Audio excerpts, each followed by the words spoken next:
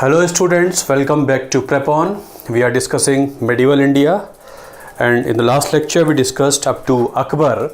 We discussed how Mughal Empire came into being. They fought battles. Humayun tried to control the Afghans, he could not. Then Akbar was there, he fought second battle of Panipat. Then he started ruling like a king who was more, you can say, benevolent, even though he was an emperor, and he simply means that he also wanted to acquire more and more territories. Still, good number of reforms are in his name.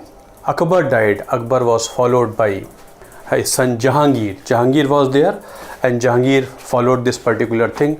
और जहांगीर के समय सबसे important काम ये हो जाता है कि कल्चर के लिए भी इम्पॉर्टेंट है, दूसरा ये है कि ईस्ट इंडिया कंपनी का एडवेंट हो जाता है, आगमन हो जाता है, और एक you can say various companies started coming to India. एक नया अध्याय सा शुरू हो जाएगा.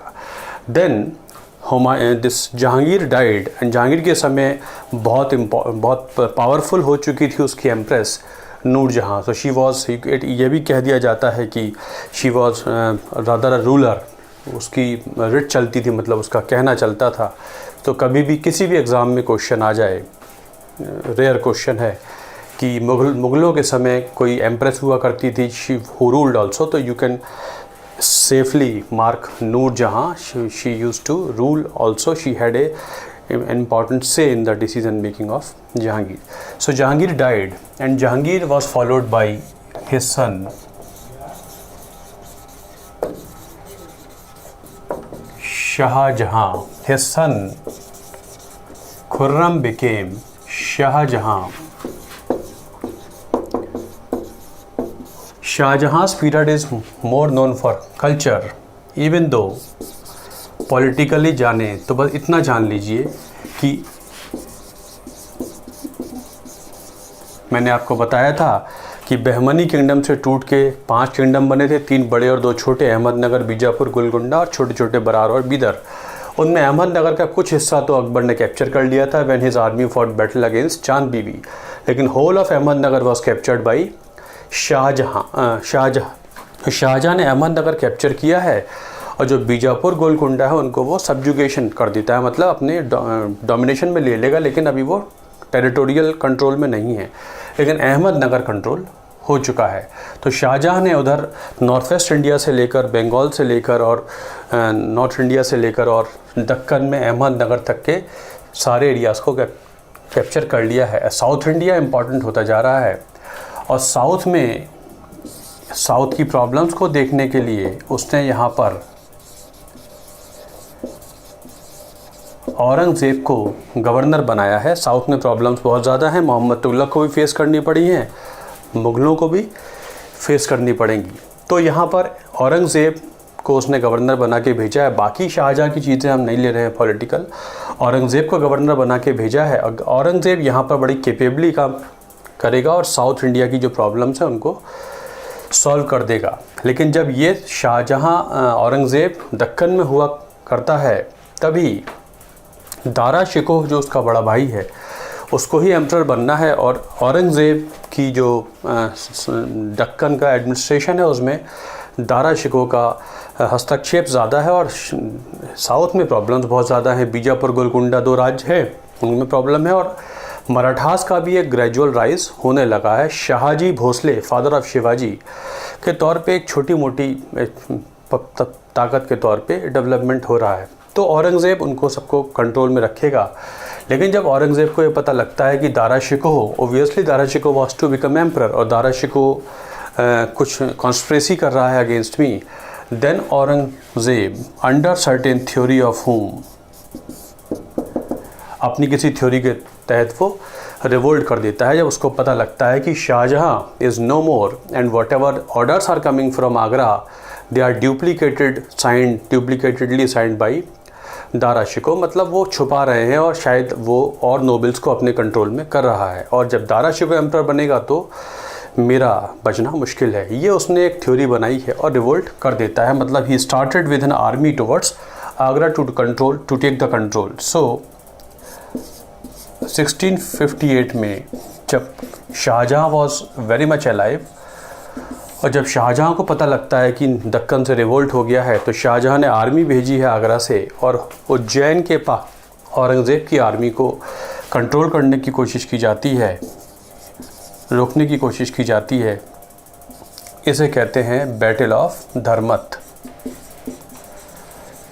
Battle of Dharmat. तो जसवंत सिंह मारवाड़ के राजा हैं, वो मुग़ल आर्मी को लीड करके जाते हैं और औरंगज़ेब से लड़ाई होती है। मुग़ल आर्मी को लीड कर रहे हैं राजपूत राजा जसवंत सिंह। जोधपुर कैपिटल है उनकी, मारवाड़ उनका किंगडम है। और धर्मत, उज्जैन के पास धर्मत की बैटल होती है। Mughal army was defeated.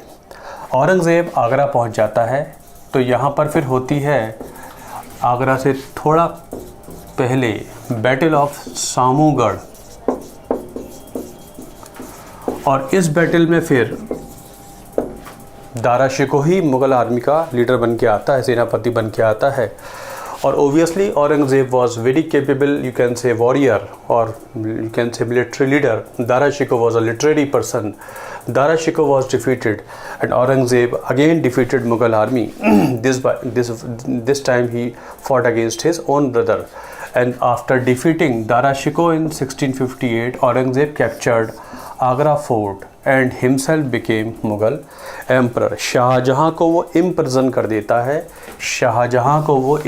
देता है, अपने फादर को कैप्टिविटी में ले लेगा। Dara Shikoh ran away from the battlefield। somehow Dara Shikoh was caught। कुछ समय बाद दारा शिकोह को वो पकड़वा लेगा and Dara Shikoh was, you can say,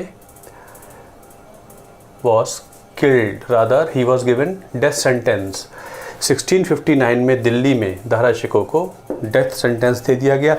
Dara Shikoh ने जो भी बोला है वो इस्लाम के ख़िलाफ़ है, ऐसा उस पर इल्ज़ाम लगाया गया है। दारा शिकोह सूफिस्टिक माइंडसेट का व्यक्ति है। वो कहता था हिंदुज़्म और इस्लाम दो पानी की धाराओं के तरीके से हैं, आगे जाके इनका मिल जाना लाजमी है, मिल ही जाएंगे। तो उसने इसको इस्लाम के ख़िलाफ़ बताया है और एक्शंस के लिए दारा शिकोह को उसने हटा दिया है। उसके और ब्रदर्स भी जो हैं, मुराद है और शुजा है, वो भी एलिमिनेट हो जाते हैं। और जब वो 1659 में अपने बड़े भाई को डेथ सेंटेंस दिल्ली के काजी से दिलवा देगा, तब वो अपना राज्य अभिषेक दोबारा करेगा। तो कभी किसी एग्जाम में आ जाए कि किस मुग़ल एम्परर ने 2 राज्य अभिषेक किए, तो आपका आंसर हो जाएगा Aurangzeb. Once when he captured Agra fort, another when he got killed Dara Shikoh. So next Mughal emperor is Dara Shikoh, I mean Aurangzeb.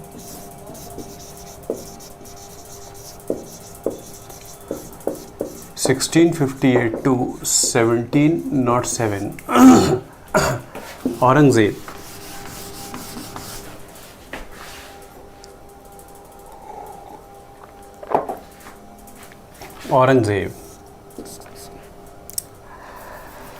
Aurangzeb was follower of, you can say, a strict follower of his religion and highly obedient follower of his religion, and he wanted strict obedience of Islamic laws।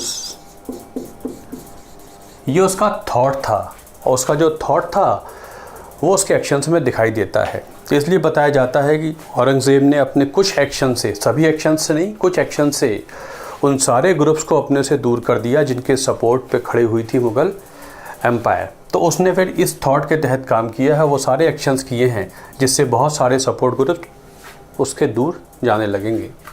उसने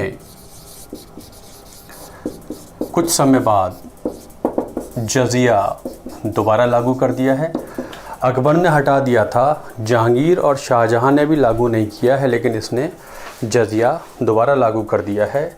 और जब जजिया लागू कर दिया है तो obviously जो मुग़लों के सपोर्ट में सबसे बड़ा ग्रुप हुआ करता था राजपूत, वो दूर जाने लगेंगे। राजपूत जजिया के रीइम्पोजिशन को नहीं एक्सेप्ट कर रहे हैं, तो वहाँ से थोड़ा विद्रोह सा होने लगेगा। उसने जजिया रीइम्पोज कर दिया है। ही बैंड नवरोज़ फेस्टिवल। आपको याद होगा बलबन ने ये बताने के लिए कि मैं ईरान से हूँ, ईरानी कल्चर भारत में इंट्रोड्यूस कर दिया था। और नवरोज़ फेस्टिवल पर्शियन कैलेंडर, फारसी न्यू ईयर का पहला दिन उसने शुरू किया था।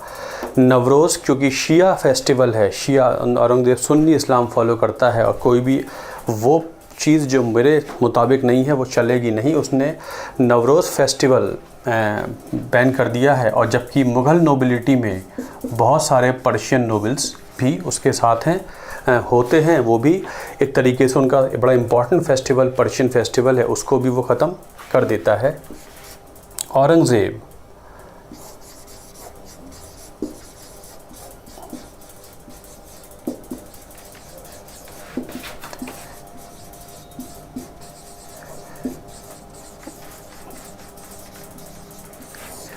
सिखों के नवे गुरु हैं गुरु तेग बहादुर, उनका वध करवा देगा दिल्ली में चांदनी चौक में। गुरु का वध करवा देता है, नवे गुरु का वध करवा देता है औरंगज़ेब। 5वें गुरु का जहांगीर ने करवाया था, और तभी से मुग़लों और सिखों की एक मिलिट्री कन्फ्लिक्ट भी शुरू हो गई है। और उसका क्लाइमैक्स ये है जब गुरु तेग बहादुर, उन नवे गुरु हैं, उनका वध करवा देगा दिल्ली में चांदनी चौक में। जहाँ पर गुरु का शीश काटा गया था वहीं पर आजकल बना दिया गया था गुरुद्वारा शीशगंज इन दिल्ली। तो नवे गुरु का 1675 में वो वध करवा देता है। रिलीजन प्रोपगेशन है और कन्वर्जन है, मतलब रिलीजियस मुद्दों के लेकर उसने गुरु तेग बहादुर का वध करवा दिया है 1675 में। Date not important. इसके बाद फिर अगले गुरु हैं गुरु गोविंद सिंह।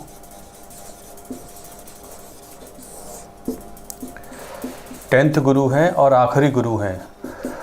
गुरु गोविंद सिंह कह देते हैं कि I am the last of the gurus. ये गुरु परंपरा बंद की जाती है। आज के बाद जो हमारी होली बुक है वही गुरु होगी, और नाम पड़ गया आदि ग्रंथ का गुरु ग्रंथ साहिब, गुरु ग्रंथ साहिब। तो सिखों में 11 गुरु होते हैं, 10 ह्यूमन गुरुज, और 11वें गुरु हैं गुरु ग्रंथ साहिब। ये 10वें गुरु हुआ करते हैं गुरु गोविंद सिंह।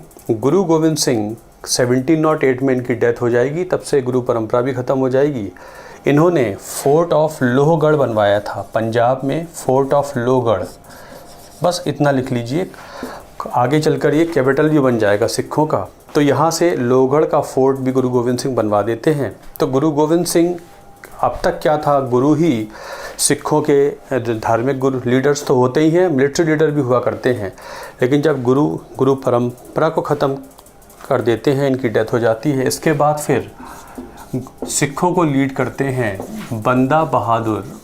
ये गुरु नहीं है, लेकिन गुरुओं के बाद सिखों को लीड किया है बंदा बहादुर। और 1615-16 में इनको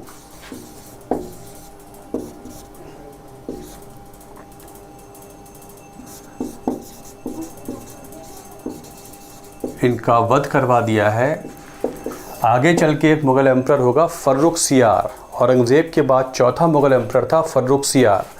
फ़र्रुख़सियार गॉट किल्ड बंदा बहादुर। तो 1716-15 के आसपास बंदा बहादुर की डेथ हो जाएगी। सिख डिक्लाइन पे आ जाएंगे, कई दलों में बढ़ जाएंगे, मिसलों में बढ़ जाएंगे। दल को मिसल कहते हैं, एक कम्युनिटी कह लीजिए, 12 मिसलों में बढ़ जाएंगे। उन्हीं में एक मिसल होती है, एक कम्युनिटी होती है सुखर चकिया कम्युनिटी मिसल। सुखर चकिया के ही एक लीडर हैं रंजीत सिंह। आगे चल के रंजीत सिंह बहुत बड़ा किंगडम बनाएंगे, और पूरे नॉर्थ वेस्ट इंडिया को, पंजाब, कश्मीर, पाकिस्तान का पंजाब, इंडिया का पंजाब, ये पूरा हो जाएगा kingdom of Punjab in the time of Ranjit Singh. तो इसके बाद डिक्लाइन सिखों का, रंजीत सिंह फिर एक बहुत बड़ा किंगडम बना देंगे। तो ये थोड़ा बहुत सिखों के बारे में मैंने आपको बता दिया। तो गुरु तेग बहादुर का ये वध करवा देगा औरंगज़ेब।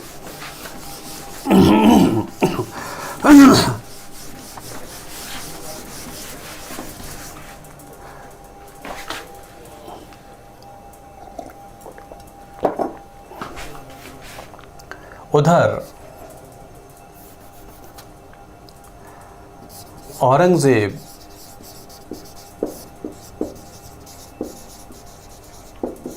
दक्कन प्रॉब्लम्स से भी जूझने लगता है। दक्कन में 2 समस्याएं हैं, एक तो मराठास और एक 2 राज्य हैं बीजापुर एंड गोलकुंडा।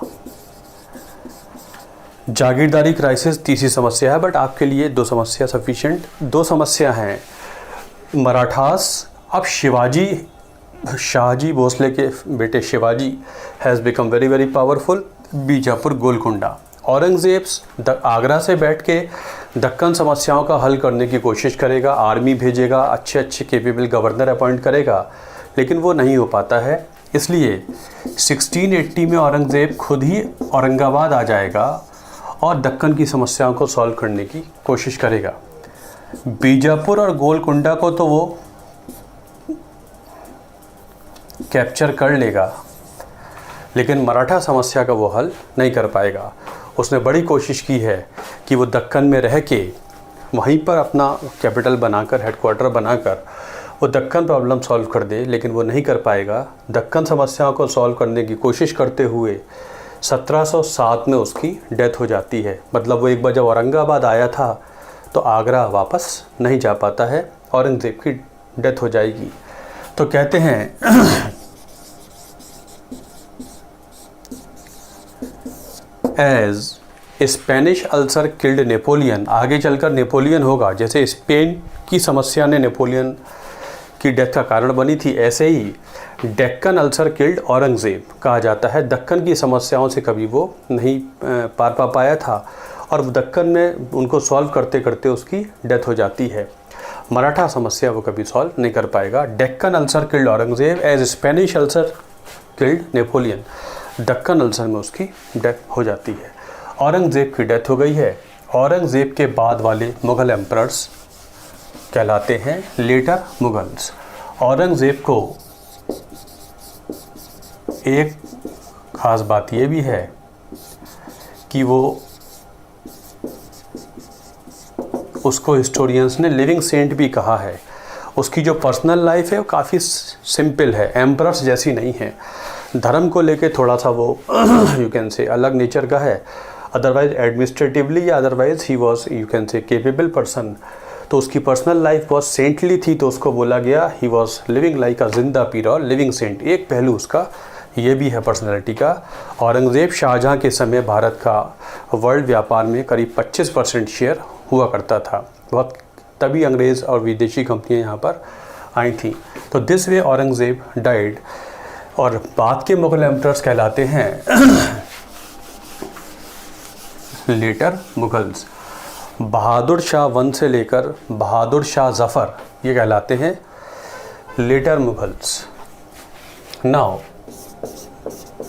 मुग़लों का कल्चर।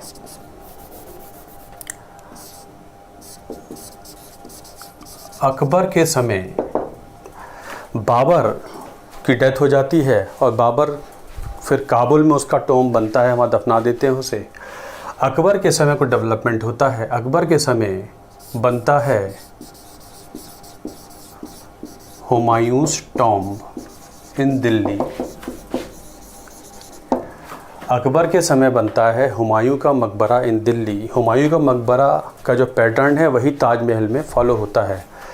हुमायूं का मकबरा हुमायूंस वाइफ हज्जी बेगम के सुपरविज़न में अकबर के समय बनता है। मुग़ल आर्किटेक्चर की पहली इम्पॉर्टेंट बिल्डिंग मानी जाती है हुमायूं का मकबरा इन दिल्ली, जिसमें पहली बार वाइट मार्बल का इस्तेमाल होता है। ताजमहल में बढ़ चढ़ के हुआ है, यहाँ वाइट मार्बल का इस्तेमाल हो जाता है। अकबर ने बनवाए हैं रेड फोर्ट्स, आगरा, इलाहाबाद, लाहौर। गंगा के बैंक पर इलाहाबाद लाल किला छोटा सा बनवाता है। आगरा किला तो उसकी कैपिटल ही है, लाहौर में बनवाया है। और प्रयाग का नाम रख देता है इलाहाबाद। अकबर ने शहर का नाम इलाहाबाद रख दिया था, इलाहाबाद या इलाहाबाद। इसका नाम प्रयाग था जो वापस प्रयाग कर दिया गया है। तो उसने लाल किले बनवाए हैं। आगरा का लाल किला उस कैपिटल ही है, वो बनवाता है। उसने अपनी बहुत इम्पॉर्टेंट पैलेस बनवाई है फतेहपुर सीकरी। फतेहपुर सीकरी में एक बहुत इम्पॉर्टेंट सेंट रहते हैं, शेख सलीम चिश्ती सूफ़ी सेंट हैं। क्योंकि सीकरी गांव एक सूफ़ी सेंट का गांव है, इसलिए अकबर ने अपनी पैलेस वहां बनवाई है फतेहपुर सीकरी आगरा के पास, और यहाँ से कुछ समय रूल भी किया है। फतेहपुर सीकरी कल्चर का बड़ा इम्पॉर्टेंट केंद्र है मुग़लों का। यहीं पर कुछ बिल्डिंग्स हैं जैसे कि बुलंद दरवाज़ा, बुलंद दरवाज़ा बनवाता है अकबर। गुजरात पे जब उसने कैप्चर किया था 1572-73 में, जब वो गुजरात कैप्चर करता है उस उपलक्ष्य में बनवाता है Buland Darwaza. Which building of Fatehpur Sikri symbolise Akbar's victory over Gujarat? तो आप बोलेंगे बुलंद दरवाज़ा बनवा देता है यहाँ पर। फतेहपुर सीकरी में ओबियसली जामी मॉस्क बनवाता है वो, जामा मस्जिद। यहीं पर उसने फतेहपुर सीकरी में ही बनवाया है पंचमहल, यही बनवा देता है वो पंचमहल। 5 फ्लोर्स हैं इसकी और विड्थ कम होती चली जाती है। पंचमहल बनवा देता है यहाँ पर। यहीं पर फतेहपुर सीकरी में बीरबल्स हाउस भी है, बीरबल का मकान। बीरबल अकबर के समय का एक नोबल है जिसका रियल नाम था महेश दास। अकबर ने नाम दिया है राजा बीरबल, महेश दास।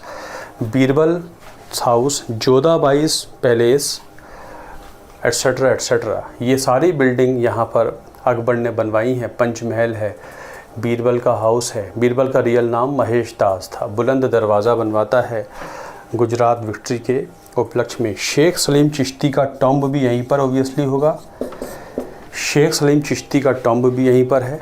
शेख सलीम चिश्ती को सारे मुग़ल एम्परर अपना पैटर्न सेंट मानते थे, सभी उनको रिकॉग्नाइज करते हैं। तो फतेहपुर सीकरी अकबर डेवलप करता है। अकबर ने अपना टॉम्ब बनवा दिया है आगरा के सिकंदरा में, जिसको कंप्लीट करा देता है जहांगीर। अकबर का मकबरा आगरा के सिकंदरा में है। अकबर का मकबरा आगरा के सिकंदरा में है। जहांगीर ने आगरा में बनवाया है टॉम्ब ऑफ इतिमादुद्दौला।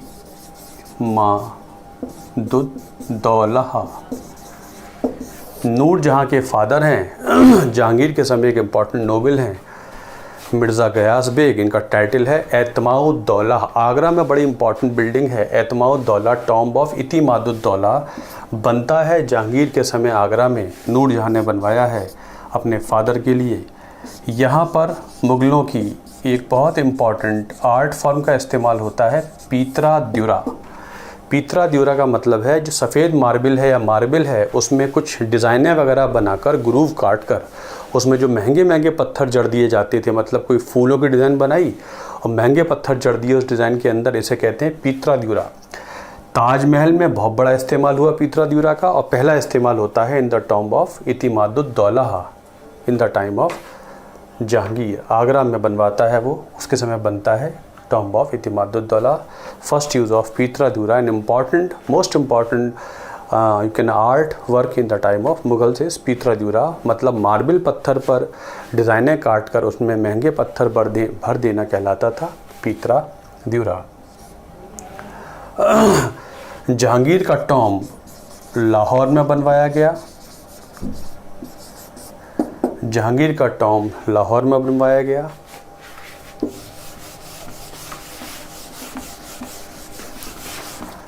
शाहजहां का पीरियड गोल्डन एज कहलाता है मेडिवल इंडिया का, obviously because of cultural developments और सबसे पहले architecture. Obviously Shahjahan constructed Red Fort in Delhi.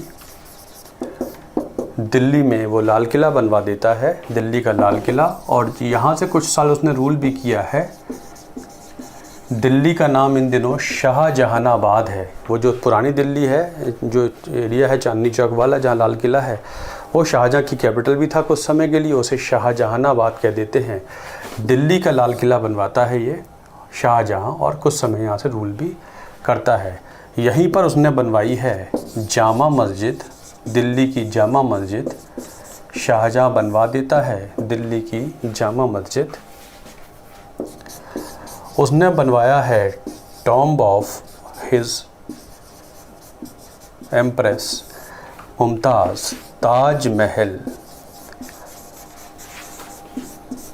1632 में डेथ हुई थी मुमताज़ महल की, और मुमताज़ महल की डेथ तो हुई थी बुरहानपुर में, मध्य प्रदेश में, महाराष्ट्र के बॉर्डर पर है।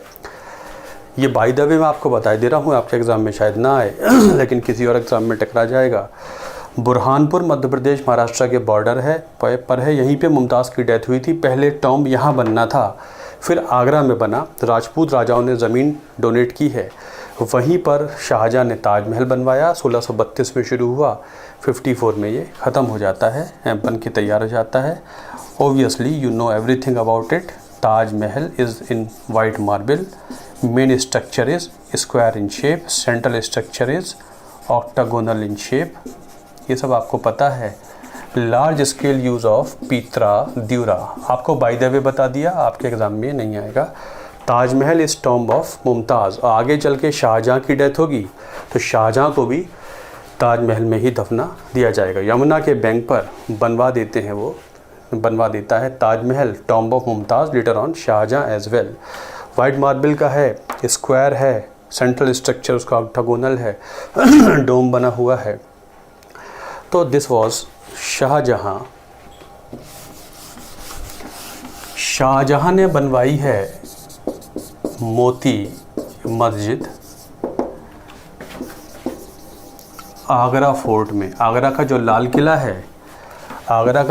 किला है उसके अंदर एक सफ़ेद वाइट मोती मस्जिद है, तो उसे मोती मस्जिद कहते हैं। पर्ल मॉस्क आगरा फोर्ट के अंदर, आगरा फोर्ट बनवाया अकबर ने, लेकिन उसके अंदर जो पर्ल मॉस्क है वो बनवाया शाहजहाँ ने।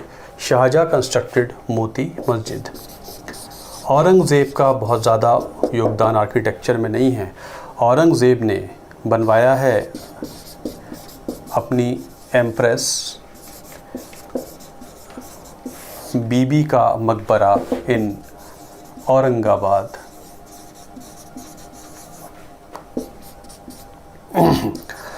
क्योंकि ये ताजमहल की नकल के तौर पे बनवाया गया है, इसलिए इसको सेकंड ताज, दूसरा ताज भी कह देते हैं। देखने में ताजमहल जैसा है इसलिए इसको दूसरा ताज भी कहते हैं। अपनी वाइफ रबिया के नाम लिए उसने बनवाया है औरंगाबाद में बीबी का मकबरा औरंगाबाद में, सेकंड ताज भी बोल देते हैं। औरंगज़ेब ने बनवाया है एक और मोती मस्जिद पर्ल मॉस्क। ये दिल्ली के लाल किले में है। आपको याद रखना है, दो मोती मस्जिद हैं, एक आगरा किले के अंदर है वो बनवाता है शाहजहाँ, एक दिल्ली के किले के अंदर है बनवाता है औरंगज़ेब। दिल्ली का लाल किला बनवाता है औरंगज़ेब, लेकिन इसके अंदर दिल्ली का लाल किला बनवाता है शाहजहाँ, लेकिन मोती मस्जिद बनवा देता है औरंगज़ेब। तो this was the architecture they constructed, जो बड़े फेमस हैं।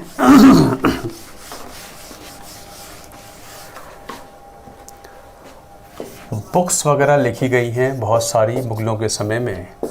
अकबर ने कुछ कराए हैं इम्पॉर्टेंट ट्रांसलेशंस इनटू पर्शियन, जैसे कि अकबर के समय रामायण और महाभारत का पर्शियन ट्रांसलेशन होता है। Akbar undertook the translation of Ramayana and Mahabharata, उसने रामायण और महाभारत का फ़ारसी अनुवाद करवाया है।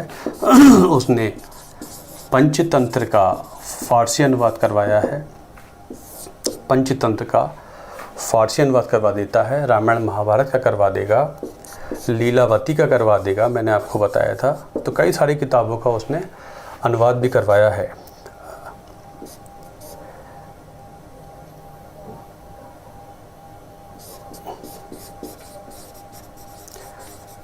अकबर की सबसे इम्पॉर्टेंट बायोग्राफ़ी है अकबर नामा,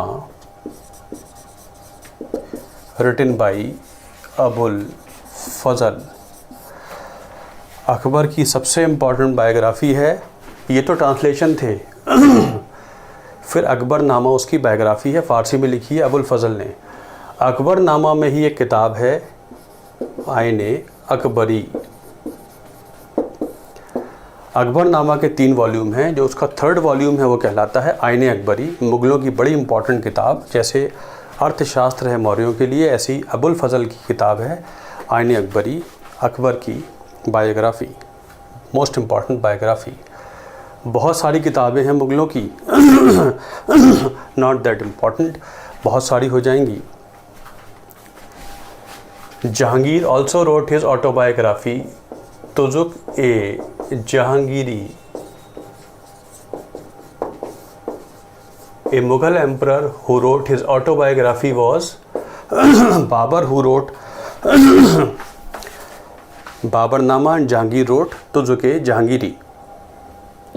बाबर रोट तुजुके बाबरी तुर्की में, बाबरनामा तो रहीम ने किया था, तुजुके जहांगीरी बाई जहांगीर। तो मुग़ल एम्परर्स की बहुत सारी बायोग्राफीज़ हैं, ट्रांसलेशंस हैं, good number of books are there, और for your level not required. Akbarnama का 3rd वॉल्यूम आईने अकबरी।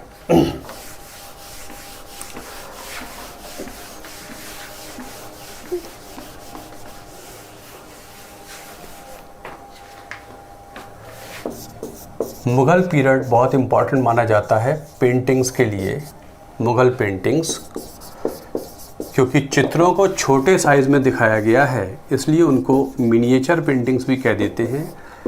किसकी पेंटिंग्स को मिनिएचर पेंटिंग्स कहा जाता है? आपका आंसर हो जाएगा मुग़ल। चित्रों को छोटे छोटे साइज़ में दिखाया गया है तो उनको मिनिएचर पेंटिंग्स भी कह देते हैं, मिनिएचर्स और miniature paintings.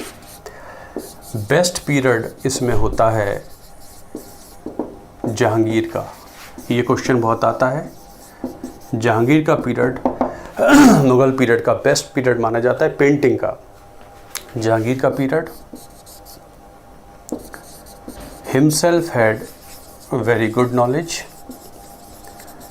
Which Mughal emperor had very good knowledge of painting? तो आपका आंसर हो जाएगा Jahangir himself had very good knowledge। इसके समय सबसे इम्पॉर्टेंट पेंटर होता था Mansoor. The most famous painter of Mughal painting system was Mansoor, who lived in the time of Jahangir. तो आपसे क्वेश्चन पूछ लें कि कौन सा पेंटर था जो नेचुरल सीन्स को बनाने में माहिर था, ये क्वेश्चन आ जाता है, तो आपका आंसर हो जाएगा Mansur. Mansur himself was very expert, he was expert in picturising painting natural scenes. Which Mughal emperor used to say give me any painting I can tell which part has been painted by which painter? आपका answer हो जाएगा जहांगीर, वो खुद knowledge रखता है painting की। Thomas Roe, जो वो ईस्ट इंडिया कंपनी से आया था, उसने 6 पेंटिंग जहांगीर के सामने रख दी, एक ओरिजिनल और 5 डुप्लीकेट। तो Jahangir could tell this is the original painting, तो he was a very himself good knowledge of painting. तो पेंटिंग के लिए जहांगीर जाना जाता है। This was Jahangir. Music,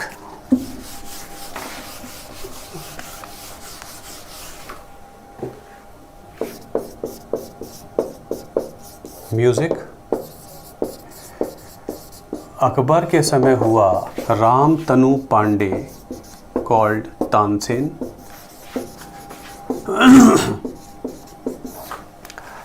Ram Tanu को तानसेन, अकबर के समय Tansen, Ram Tanu Pandey. He was singer of dhrupad, dhrupad Gwalior जिसका सेंटर है, बाबा हरिदास का शिष्य है वो। ही वॉज शिष्य ऑफ बाबा हरिदास, जिन्होंने वृंदावन बसाया। हरिदास का शिष्य है तानसेन, रामतनु तानसेन, ग्वालियर का है शिष्य है। बहुत सारे राग बना देता है, राग दरबारी, राग मेघ मल्हार, राग दीपक, मैनी मोर राग वगैरह बनाता है। ग्वालियर में इसका टॉम्ब बना हुआ है, वहाँ पर क्लासिकल म्यूज़िक के फेस्टिवल्स वगैरह होते हैं। तानसेन का टॉम्ब बना है ग्वालियर में। इन्हीं दिनों एक और होता है सिंगर बैजू बावरा, वो भी ग्वालियर का है, ध्रुपद गायन शैली का ही सिंगर है। He was as capable as was Tansen. तो एक बैजू बावरा भी इन्हीं दिनों हुआ है। तो it was music in the time of Aurangzeb. Which Mughal emperor forbade music? तो आपका आंसर हो जाएगा Aurangzeb did not allow music because music is unislamic. तो म्यूज़िक में कुछ ये हो जाता है, अकबर ने इसको सपोर्ट किया है। तो Tansen was the most important thing in the time of Mughals. So this is all about Mughals. ये मुगलों के बारे में है। So this completes Mughal. अब एक लेक्चर और लेंगे, उसमें फिर जो और छोटी छोटी चीज़ें रह गई हैं वो भी कंप्लीट कर लेंगे। दिस वे मेडिवल इंडिया आपके लेवल के लिए ख़त्म हो जाएगा। चलिए, thanks for watching this video. Thank you very much.